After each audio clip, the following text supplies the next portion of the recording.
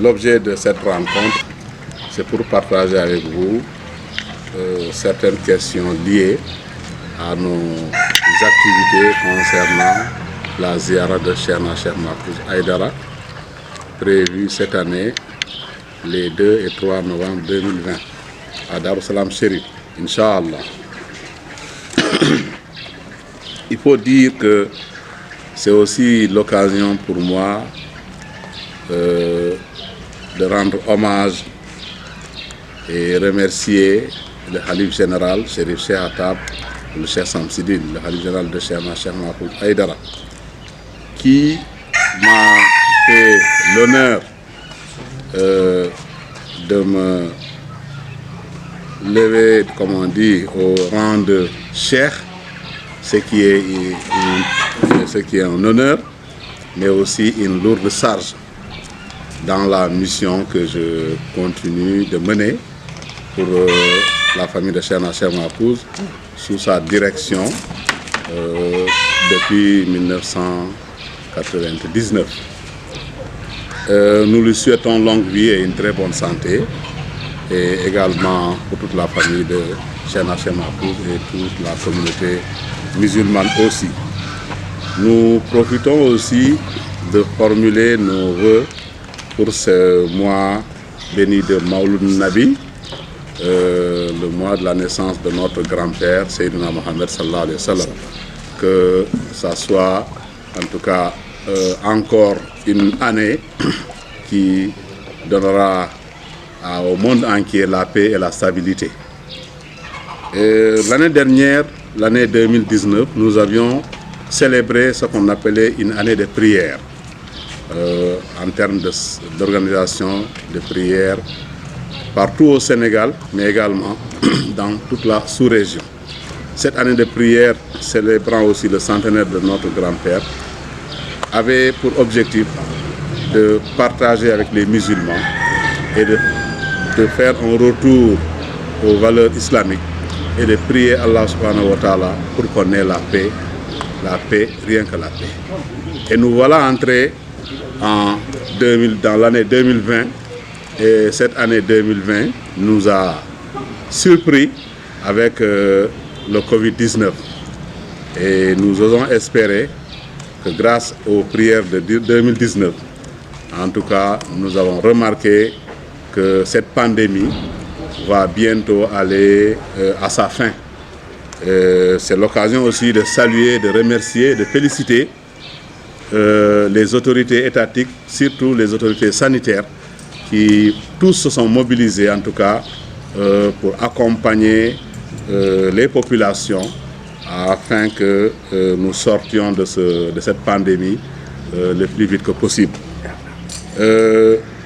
En cette période de coronavirus, nous avons vu que c'est difficile d'organiser des rassemblements. Le couvre-feu est passé par là, l'état d'urgence, le port obligatoire de masques, le respect des protocoles sanitaires et autres. Alors c'est difficile aujourd'hui d'organiser un rassemblement. Alors, en certains moments, certains pensaient même qu'on allait l'annuler ou le reporter.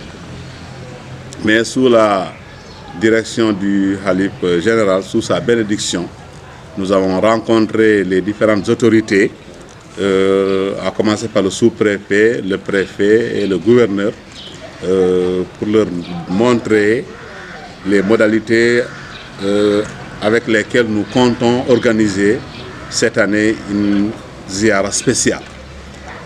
Nous sommes dans une année spéciale, donc beaucoup de mesures seront prises en compte pour que cette année, en tout cas, les prières puissent se dérouler sans pour autant que ça soit un moment ou une occasion de réveiller encore le virus à certains endroits.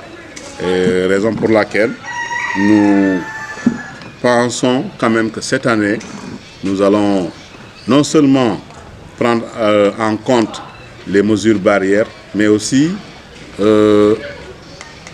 demander que le port du masque soit obligatoire. C'est vrai que souvent dans ces lieux de culte, après les ablutions et autres, il est difficile souvent que les gens reviennent, même pour faire une lecture de Coran. Il est difficile que le masque soit toujours porté. Mais nous allons nous efforcer à ce que notre objectif, qui est de ne pas avoir de cas, en tout cas dans ces zones de prière, que tout le monde accepte en tout cas de porter le masque. Et nous lançons également un appel aux partenaires, à l'État, aux responsables politiques, aux responsables religieux, qu'ils accompagnent cet événement. À nous seuls, nous ne pouvons pas tout faire. Et on ne peut pas savoir d'emblée quels sont ceux qui vont venir et quels sont ceux qui ne vont pas venir. D'habitude, dans ces manifestations où on peut accueillir plus de 5000 personnes en temps normal, et on ne sait pas encore quelle va être la situation. Et récemment, nous avons assisté à l'ouverture de la frontière avec la Gambie, et c'est sûr que ça va créer un sursaut, en tout cas, sachant un peu les relations que nous avons avec nos frères de la Gambie, même de la Guinée-Bissau également. Les pèlerins vont venir, c'est sûr. Donc il faudrait qu'ensemble, qu'on nous accompagne pour qu'on puisse être à la hauteur, pour qu'on puisse quand même contenir cette situation qui, cette année, est vraiment spéciale et est une situation que personne ne maîtrise. Que personne ne maîtrise parce que ça peut venir de partout. Raison pour laquelle, je l'ai dit tantôt, on vous remercie, vous la presse, de tout ce que vous êtes en train de faire à chaque fois que nous avons ces manifestations. Nous pensons également nous appuyer sur vous pour que vous portiez notre message là où il le faut, à savoir que cette année est une année spéciale, mais cette année également nous demandons, en plus des autres doléances habituelles, nous demandons que vraiment la famille chérifienne soit accompagnée par le ministère de la Santé, par les bonnes volontés en termes de respect de protocoles sanitaires, mais aussi en termes de masques, parce que nous voulons vraiment que le port du masque soit généralisé et soit obligatoire.